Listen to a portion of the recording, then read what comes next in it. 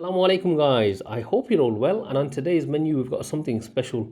Dal, the humble yet versatile split pulse known as a poor man's mealtime choice protein. It makes for a lovely earthy dish and I've got just the recipe, so stick around to find out.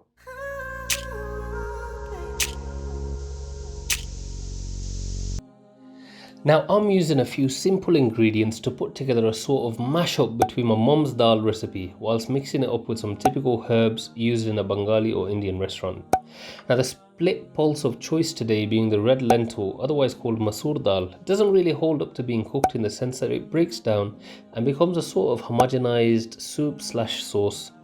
Now you get other variants such as mung, tur, chana and urid to name a few, but masoor happens to be the most popular in Bengali households. Now the way it's typically prepared is something like a puree like stew or soup using very few ingredients to help elevate the depth of flavour. So dal isn't just popular amongst the poor, in fact it's a super popular dish all over India and Bangladesh and Pakistan, and it often serves as a staple item on many a spread. In fact, historical records yield some pretty interesting facts about dal recipes in general, and we find some recipes date back hundreds if not more than 1,000 years. One particular dish called Panchmal is noted as being a royal favourite and was enjoyed by Jodhabai.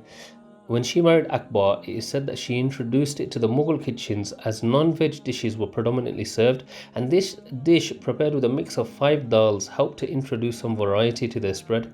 Along with the fact that she was vegetarian based on her religious inclination, it's actually a really interesting story, guys, and I suggest you give it a read. And it denotes interfaith marriage based on the strengthening of state ties, and that's a practice that still exists today. Anyways, back to the cooking. You can see I'm just rinsing out the lentils in the vessel that I'm going to be using to cook the dish in, and this is a very important step. So rule number one, make sure you wash your dal. There's a number of impurities in the dal and I believe they must add something to it to stop it from molding and other bacteria from growing whilst packaged in storage awaiting sale. So I like to rinse at least 3 times or until the water starts to look kind of clearish when sloshing it around.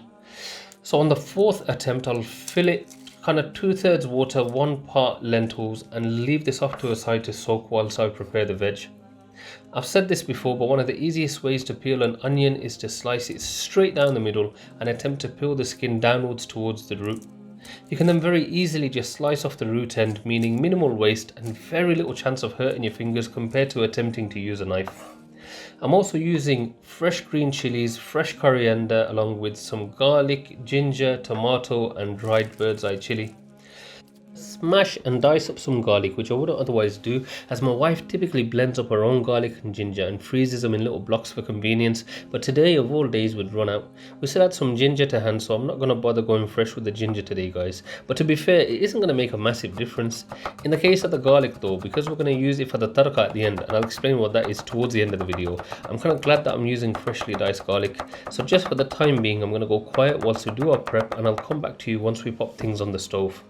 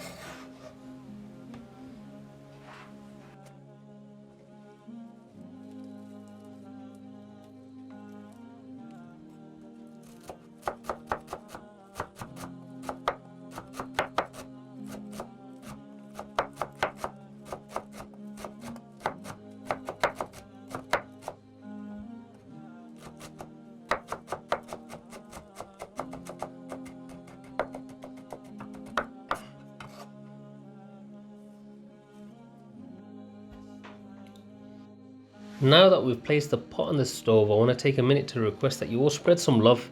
Become a part of the family, guys. Drop us a like and subscribe whilst clicking the bell icon to receive notifications every time we release new content.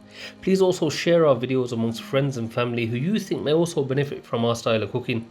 Now, we're still new to this platform and we're trying to find our footings, and it really helps with the YouTube algorithm, so please do consider supporting your boy. Anyway, back to it. Cooking dal is a mega simple affair and it requires very little in the way of attention and involvement. You can literally bung in all of your ingredients and let it do its thing. Very important not to forget your aromatics though. So I like to use a combination of cinnamon, bay leaves, green cardamom and methi seeds, and that's about it really. Add in your chopped veg and a good glug of neutral oil, some salt to taste and a bit of turmeric for colour, and you're good to go. Give everything a good old stir to help let all of your ingredients get to know each other, and you're going to pop the lid on, leaving a little gap for steam to escape as the liquid reduces, and let that simmer for about 15-20 minutes or so, and it's as simple as that.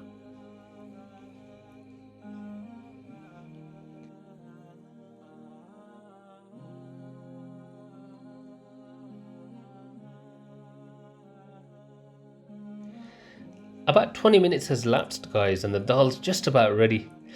Remember how I said masoor dal doesn't really hold up very well to cooking in comparison to say chana dal, which still provides some bite even after it's cooked through. In any case, this goes brilliantly with rice, and that's the choice carb of many and most Bengalis.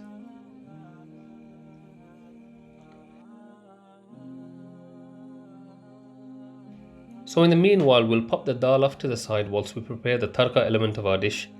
Now, like I said before, this is basically frying garlic and other aromatics in some kind of fat, and I've found clover butter to be my choice fat. Now don't hate, guys, nobody said it's got to be traditional, but believe me when I say clover is a one, and although my wife typically uses butter ghee for this step, I prefer clover. We add in some of our dry bird's eye chili along with a sprinkle of kasuri methi, and once the butter, garlic and chili have all infused and gotten to know each other, we pour the contents over the dal, and believe me when I say this smells phenomenal.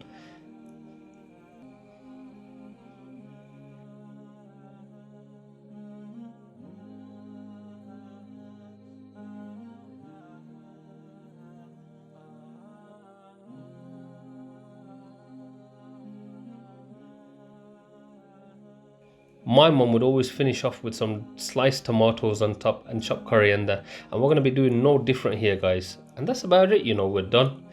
Anyways, give this recipe a go. Stay safe, stay well. Remember to make dua for our brethren in war-torn countries, asking Allah for their deliverance from their torment and struggles. And until next time, guys, salam.